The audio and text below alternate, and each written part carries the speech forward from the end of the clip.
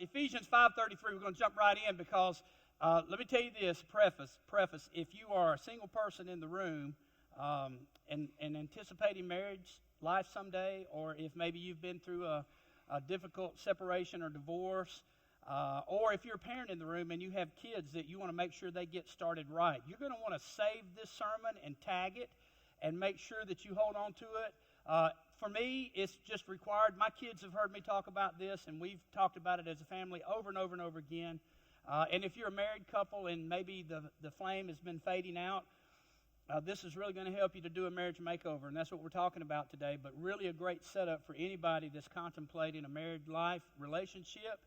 This will help you guys, and I hope you'll lean in and this great family series that we're starting, that we're into, and just really let it speak to your heart today. So Ephesians 5:33, each one of you also must love his wife as he loves himself, and the wife must respect her husband. Now, I've done my share of weddings over the last 34 plus years, and I can't get over how much optimism that there is at the wedding celebration. It's just a big thing. You guys know what I'm talking about? There's so much excitement, and just kind of like that classic epic scene that we just watched. Everybody's just all gooey, you know how it goes. Optimism runs rampant. So let's kind of paint this picture together. I mean, the bride and the groom ask their cousin Eddie to come. He sings a forever song, and sometimes he knocks it out of the park. Other times he just destroys it, not in a good way. But they want it to be about forever. They're all about that. And then sometimes couples write their own vows, and they say words to one another, and boy, that has a lot of forever language in it, right? In fact, one guy at a wedding that I did several years back, he ended his lengthy vows to his bride by saying that his single regret in life was that he was limited to only one lifetime in which to express his full, heartfelt devotion to her. And even I got a bit teary-eyed because he put everything he had into it. And, it's kind of like he had just finished reading a Harlequin romance novel or something. But anyway, I'll tell you this. Every couple, I think, enters marriage fully expecting theirs is the one that's going to go to the distance. That's your plan. I mean, I've never counseled a couple and asked the question, what's your expectations of marriage? They've never said to me, well, we hope to get 5 or 6 good years out of this relationship before it just disappears. They never say that. But you know the stats as well as I do. Only half are going to make it to the end of the race. And of the half that make it, a good percentage of those people are going to cross the finish line a bit beat up or terribly unhappy. And that's just sort of sobering to us, isn't it? That it would be half of marriages end that way. So I want to ask you a question. I want you to contemplate this question all throughout this sermon because the message is profound, and I want you to walk out of here with something. But I want you to think about it in this context. What would you say if you were invited to address a stadium filled with people who were interested in getting married? They're looking forward to getting married. If all of them were coming to hear your thoughts on marriage, what would you present to a stadium of 70, 80, maybe even 100,000 people? What counsel would you offer? Now, what I want you to do is I want you to think about that, and while you're thinking about it, I'll tell you what I would say, and at the end of this sermon, you can kind of mentally compare notes with mine and see if we got any of it right together. So all the singles in the room, for whatever reason that you're still single or maybe you're single again, here's the very first thing that I would say to all those anxious couples. If you want a happy marriage that's going to go the distance, number one, triple your investment in the selection process. I managed a car lot for a few years. It's a horrible illustration, but it makes sense to me. I learned a lot of lessons about the used car business the hard way. One thing I learned pretty quick was this. You always make your best money on the buying side. You got to buy that car right. You got to check it out on the front end. You got to make sure there's no major problems with that car. If you don't, you just say, hey, that car looks good. I'm just going to drive that one off the auction block. You can get yourself in a mess. Micah and I went to our first auction together, and we picked out about 7 or 8 cars that we always wanted. And we were so enamored with these cars that we didn't do our homework on them. We just bought cars that we liked and cars that we wanted, and it did not end well for us, okay? It was just not a good thing. But I learned pretty quick that if I wanted to be successful, I had to arrive early at the auction so I could do my homework on the cars that I was interested in, check them out, start them up, pop the hood, all that stuff. I'd run the numbers, check the wholesale value of the car, determine what I was willing to pay, and never pay more than that. Now, here's what else I learned about used car business. You can't get baited into a bidding war with somebody else who wants the same car that you want. Auctioneers will do their dead level best to get you to fight with each other and just keep running the numbers up. So with that thought in mind, here's what I'd say to a stadium filled with single people wanting to know more about marriage. I'd say break your back on the selection side of the marriage equation, because you have no guarantee whatsoever what's going to happen on the other side of the altar. Can I get an amen? There's no guarantees on the other side. Author Katherine Johnson interviewed 100 happily married couples to find out the secrets of a flourishing marriage. She concluded, after all of her research, the single most important factor in a long-term satisfying marriage was identifying the right person to do the marriage journey with in the first place. In other words, place your bets on the selection side. Don't bet the farm on what might happen on the other side of the altar. Do your homework on this side of the altar.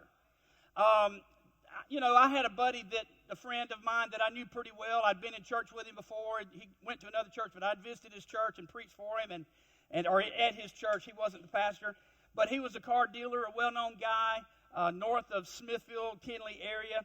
And I knew he had about 20 cars at an auction one day, and I went up to him because there was one we were really interested in. We thought we could make a little bit of money on if we could buy it right. So I asked him, I said, hey, man, is there anything wrong with the car?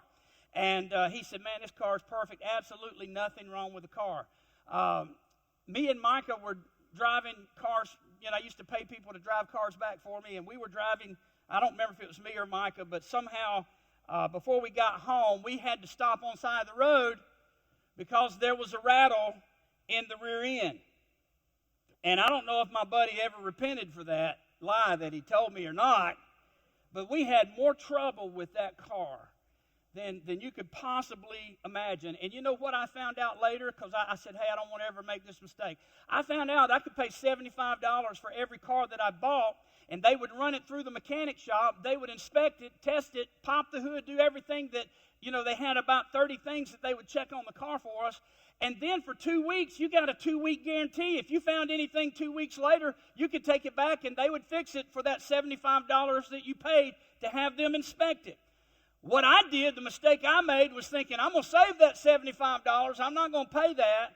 And, we're going to save that because I'm smart enough to know, if a car looks good and it looks new, I'm just going to drive it home. That'll hurt you. It'll bite you. Now, we've all seen people rush the process on the selection side.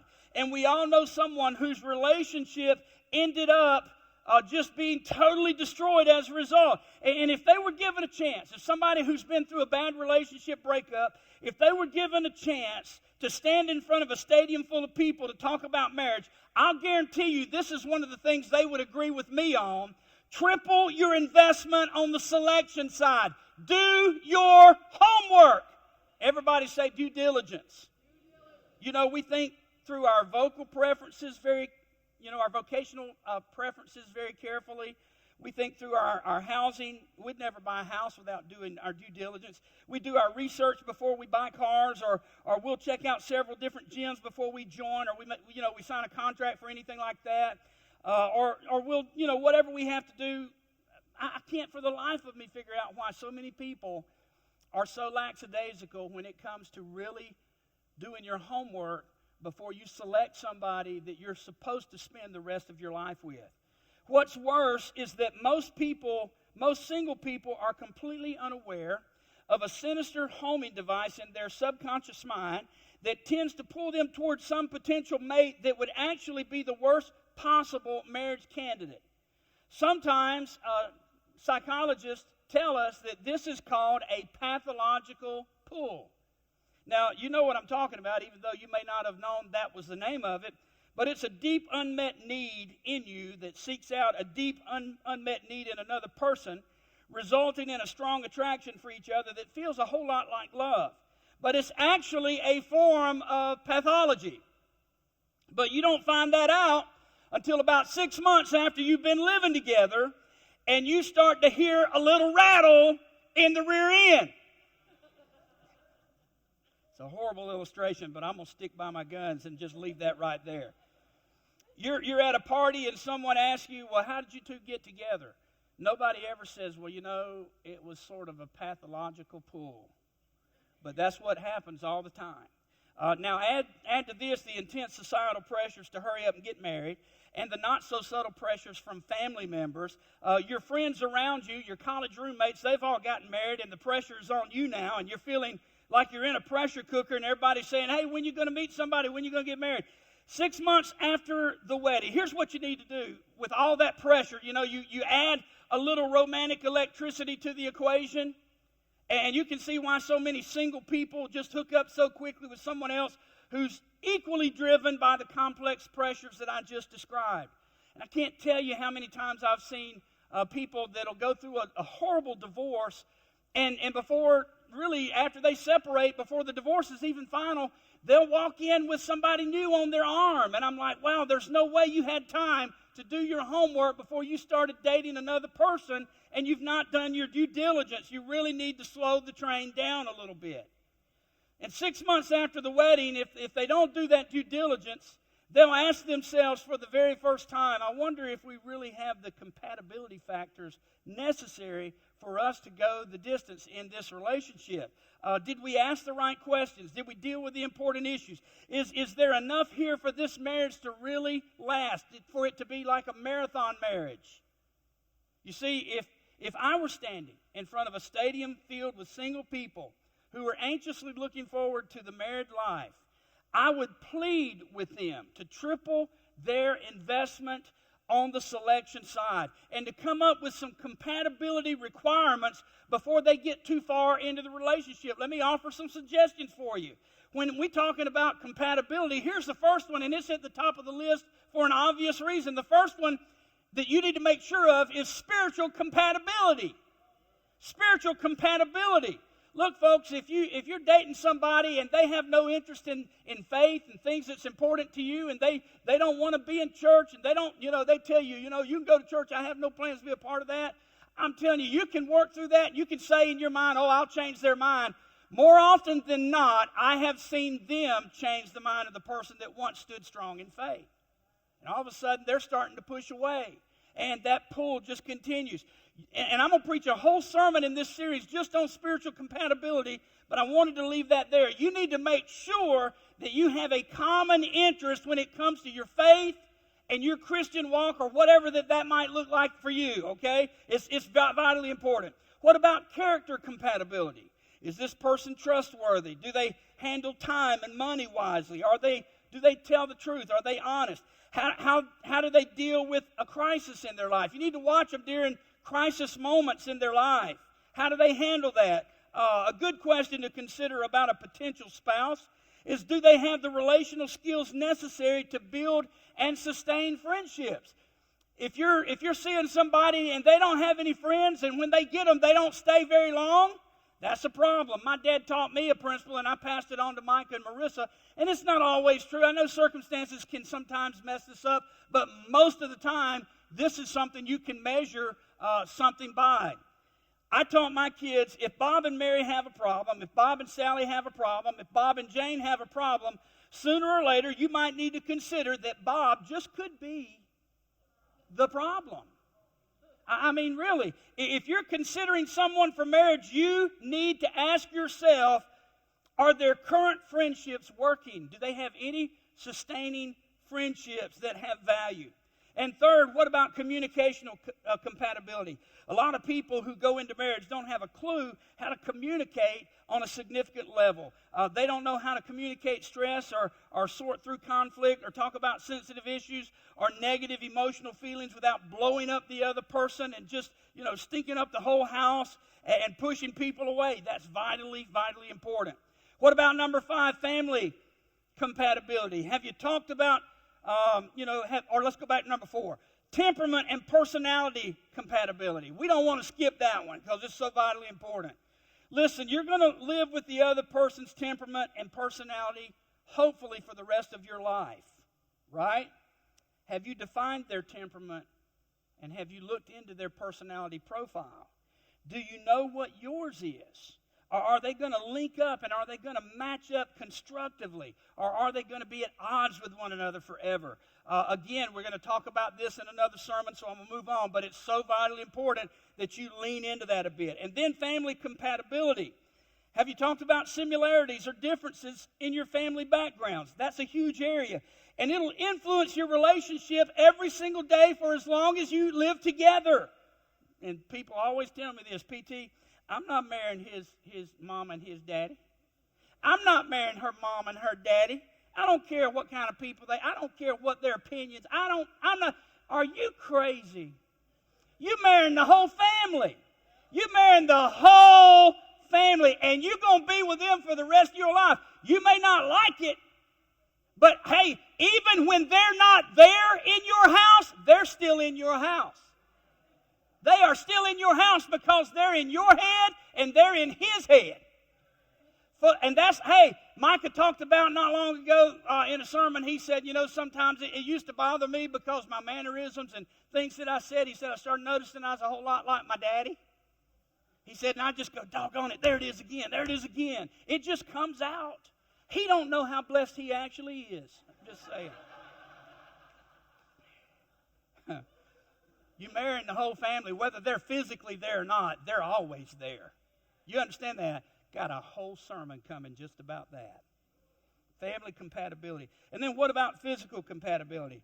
Is there enough physical and romantic attraction in the relationship? I mentioned Katherine Johnson earlier. She says her research indicates the most common characteristics of a lengthy, flourishing marriage is a powerful romantic attraction that began early on in the relationship, and it sustained itself throughout the course of the relationship. She said you can't overstate how important that is.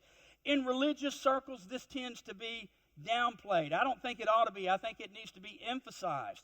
Scripture contains an entire book of one of the 66 that's devoted to elevating the importance of romantic attraction in a marriage relationship. You should read the Song of Solomon. There's some amazing stuff in there. Very, very important.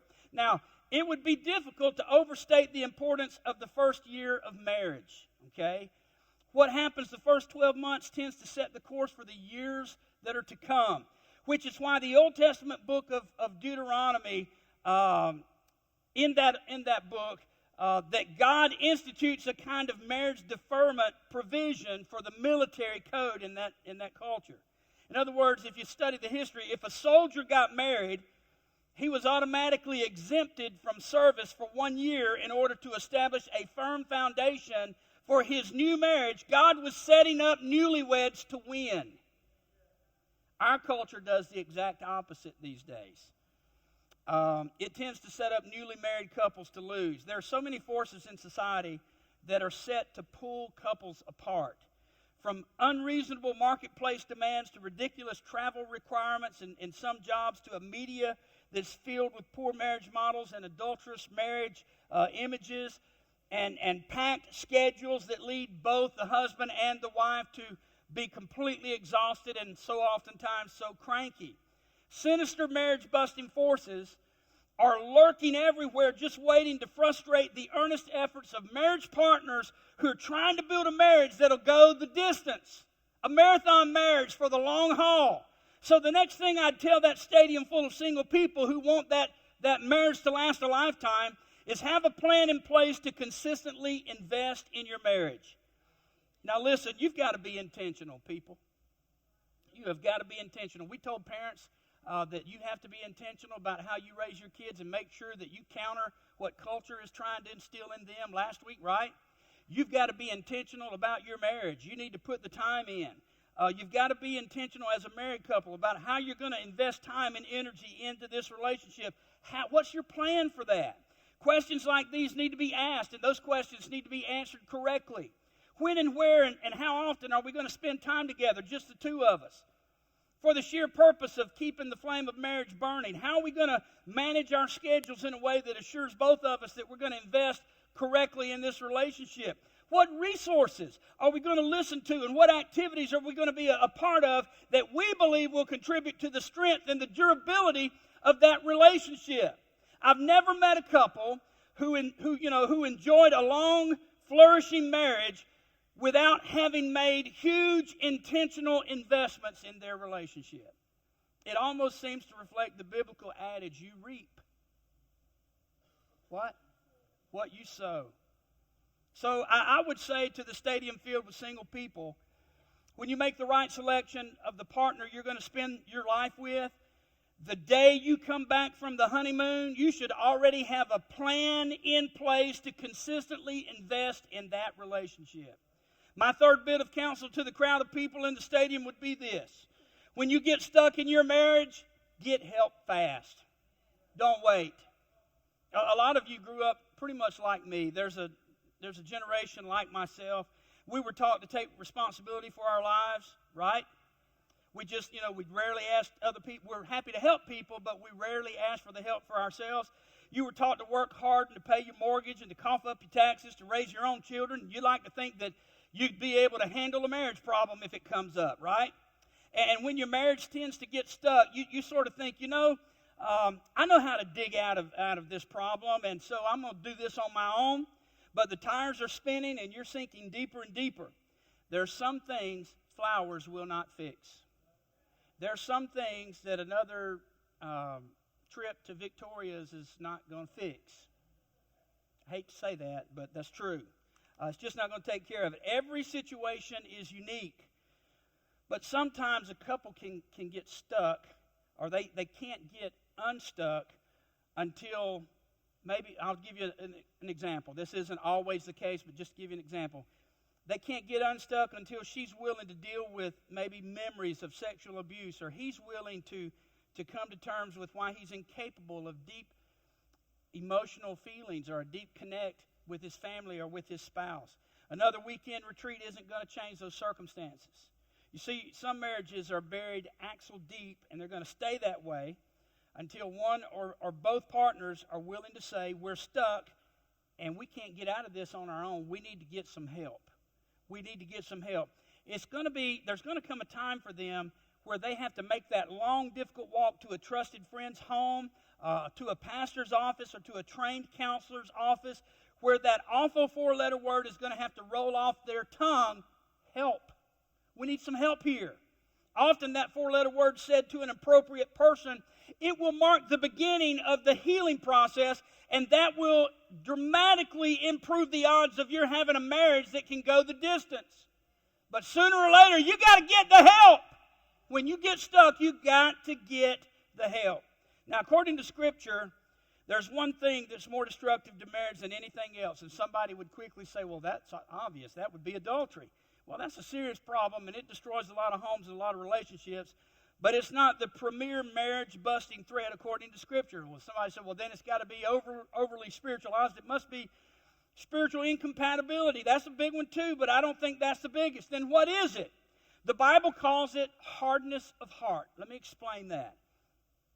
That's a term that Jesus used in Matthew 19, and Moses used it in the Old Testament book of Deuteronomy. And hardness of heart is big, big trouble. When hearts begin to harden in the marriage, the stage is set for utter disaster. Now, I mentioned this in the context of when your marriage gets stuck, get help fast, because some of us know all too well how quickly the hardening up process can begin once we allow our marriage to go on and on and on without dealing with major problems and major issues. Can I get a witness? Amen? I've seen bright-eyed brides become angry, mean-spirited spouses, and it was like somebody flipped a switch, and I was going, well, what the heck happened? They seemed so perfect for each other and so right. Their hearts hardened because they were neglected, they were diminished, maybe abused in the relationship verbally, sometimes physically, or they were just being ignored, and they were not a part of the relationship anymore. I've seen passionate, romantic, sensitive men turn hard-hearted because their brides had disrespected them, discouraged them, withheld affection and admiration from them. And this is why, folks, this is why I would stand in front of a stadium filled with single people and plead that if your marriage and your relationship gets stuck, you can't always fix it with flowers. Don't try to dig out on your own. Get help fast. Can I get an amen? Get help fast. One more thing. I would tell that stadium full of people headed toward marriage, give your life to Jesus Christ and commit to growing spiritually. Now, I know what you're going. You're going, yeah, we knew you were going to throw that in there. You're the preacher. You got to throw that in there. Let me tell you, Christian people in the room, why this is so important, why I think that you've made a wise decision to come into a house of worship together and to grow in your faith together. I believe the fullest potential of the marriage experience will never be realized until both parties are rightly related to God as well as to each other. Now, I'm not suggesting, don't stop, pay attention right now because this is important. Don't misquote me. I am not suggesting for even a second that people outside the family of God cannot be happily married. That's not my point at all. I know better than that, and so do you. But I am suggesting that Christ-centered couples add another dimension to their marriage that gives you a great step up. Amen? And some of you are affirming because you know what I'm talking about. Anybody remember the days before cable TV? Anybody ever walk outside to adjust an antenna and you had to turn it and your dad was inside saying, a little bit more, and you had to turn it. Stop, go back. Anybody remember that? Yeah, so I've just dated myself again. I'm an old guy. I remember when we only had 3 channels and 2 of them were fuzzy and you just had to live with it, right? I remember those days, and I got to say, I like HD 4K a whole lot better. I just do, right? Well, listen, folks, marriage is the same way. You can have a good and successful marriage without God. You can have a picture there to enjoy together, and you can build on that and all that goes with that. You can have that without God in your home, and people do it all the time, but you don't know what you're missing until God is at the center of that relationship, sort of like HD 4K. That's just my illustration today. I thought it was better than what you did, but anyway, there it is. Another reason to give your lives to Jesus Christ, Christ-centered couples have the unspeakable privilege of revealing to one another the most sacred dimension of their being. There's something about a spiritual connect. And I think you guys are getting it right. I can't tell you how much it means to me to know that if somebody calls and they're in distress and they say, PT, can you pray for my family? We're at the emergency room, we're doing this. I can join hands with my wife and we can pray, and we do this all the time. We can pray for each other. We can be riding down the road and I can put my hand on her arm and we just pray together. There's something about it. I can't tell you how much it means to me to be able to go to lunch with my wife and to talk about our vision for Crosspoint Church and to strategize and all those things that we want to see God do. God has been good to our family, and we get to talk about those things. When we share our spiritual lives like that, I am amazed at what happens in my spirit and the connection that goes a bit deeper with her because we're connected spiritually. I find myself in awe at the wonder of not just knowing human aspects of my wife, but actually being able to access the spiritual side of her life and to make a connect there. It's hard to define, but I'm telling you there's something tender about that God has given to us, and it's a gift from God for those who will embrace it. When I see her worship with her hands raised and tears flowing, I'm moved by that. Man, that's a beautiful sight to me, and she's never more amazing or more beautiful than in those moments. When I walk by our room at night, and she's lying across the bed reading her Bible or kneeling beside our bed and praying for our kids, and mostly Lennox, and sometimes she prays for the kids. And, but anyway, you can't imagine how moved I am by that. You see, the spiritual dimension of who we are enables us to enlarge our scope of marital intimacy. There are other reasons why I'd advise everyone in that stadium to give their lives to Christ. And I quickly want to share just 2 more, and I just need 3 or 4 minutes to do it. Christ-centered couples experience a renewable supply of love that people outside the family of God do not get. Lots of marriages never cross the finish line because one partner or the other runs out of love, and they'll express that. I just don't feel the same about them anymore. Not just love for their spouse, sometimes love for anybody in the family. I've seen mothers and fathers walk away from children and walk away from relationships and never look back, and it just blows my mind. And sometimes it's because life has beat them up so badly, and the disappointments and the tragedies and the savage blows of everyday life combine to just drain their love and their reservoir. And what happens is one spouse, occasionally both, over time become cynical. They become bitter and mean-spirited people who just push everybody away and they block everybody out. But people in a growing relationship with Christ, I'm telling you, 35 plus years of experience here, people that are in a growing relationship with Jesus receive regular infusions of divine love, which they can convert to relational warmth and relational tenderness. And there's something that God does in us, and it's hard to put a title or a point on. But those of you that are in the room that worship with your spouse on the weekly, you know what I'm talking about. There's something about being able to walk into the house of God with somebody on your arm and worship Jesus and celebrate that with your family. And Christ-centered couples experience the presence of Christ when they're together and when they're apart. I'd challenge the stadium full of singles to give their lives to Christ, because someday it's going to happen to you the way that it happened to a close friend of our family this past week. He was 56 years old and lying in his bed. Just recently, he grabs his chest and he falls out of the bed, and before his body hits the floor, he's gone. And she tries to revive him, and panic Christian couple. And she tries to revive him, and we stood by the graveside and sat on the front row at the funeral this week in Rockingham. And we watched Marissa's college roommate bury her father, and her mother, beautiful family, just weep. But we also felt the Holy Spirit of God come into that room with that church just full of people. He was a school teacher at the high school at Richmond County. And we watched the Holy Spirit come into that room as the ministers spoke and as the people sang, and the unity and the flow of the love of Jesus just filled that room. And we watched the mother with tears and the daughters with tears just worship during that most horrific time of their life, and how the Holy Spirit of God brought peace and comfort. You cannot explain that to people until people experience it for themselves. There's a spiritual dimension that should not ever be neglected or pushed away in a Christ-centered couple's relationship. It's so vitally, vitally important. So I want to review, and then I'm done. Those are the 4 pieces of counsel that I'd share with a stadium full of people who want to get married and want their marriages to last. Triple your investment on the selection side. Can I get an amen? Man, tell your kids this. Preach it to them. There's a reason that I threatened to kill one boy that tried to date my daughter. She hadn't done her homework. I did my homework. There are background checks that you can do, parents. You can run these for free if you know what you're doing, okay? Have a plan in place to consistently invest in your marriage.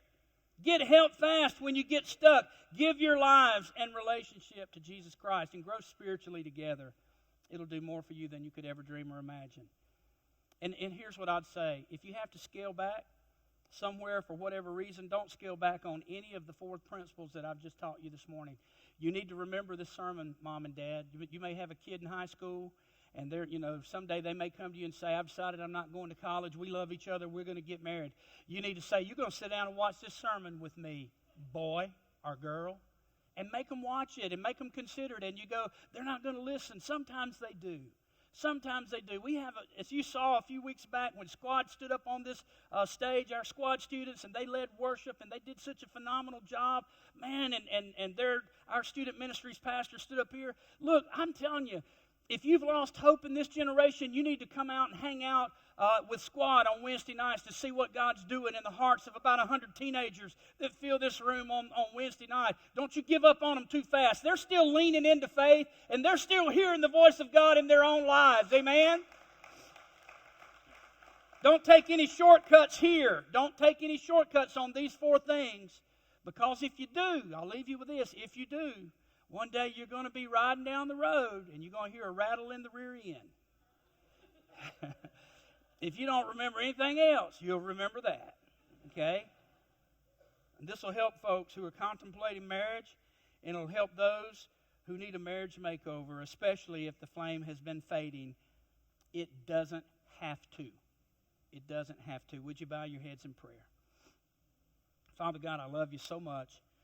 And I am eternally grateful. I know it's just a different environment when we're talking about subject matter like this, and things kind of come down, and the volume and the electricity, it comes down. But we're in the real world. And God, there's so many people, Lord, that are part of Crosspoint Church that have gone through relational breakups and relational difficulties, and we would be amiss. I would be a horrible pastor if we didn't spend some time talking about it. So this summer, we're committed to the family. We're going to be talking about issues that matter. Family matters, so we're doing the best we can to make a difference in somebody's life, Lord, so that moms will no longer feel overwhelmed and just walk away, that husbands will lean into that relationship, and that children can lean into mom and dad, and we can open the communication channels again, and they can begin to talk and communicate together, and problems that have been broken, those things can be renewed and restored and fixed, Lord, so that wholeness and health, spiritual vitality can come back into that home. Lord, I love this church. I love this community. And Father, if there's husbands and wives that's sitting in the room and they're going, I kind of checked out on this sermon because we've been married 35 years. Lord, there's been couples in this church in recent months that have separated after 30-plus years of marriage. The devil's after all of us. Not just after those that are just starting, but those that have been on the journey for a long time together. And he's in our ear, and he's trying to pull us away and trying to tear that marriage relationship apart. Help us to not give up, but help us to lean in, and let's get it right. We'll give you the praise, the honor, the glory for it in Jesus' name.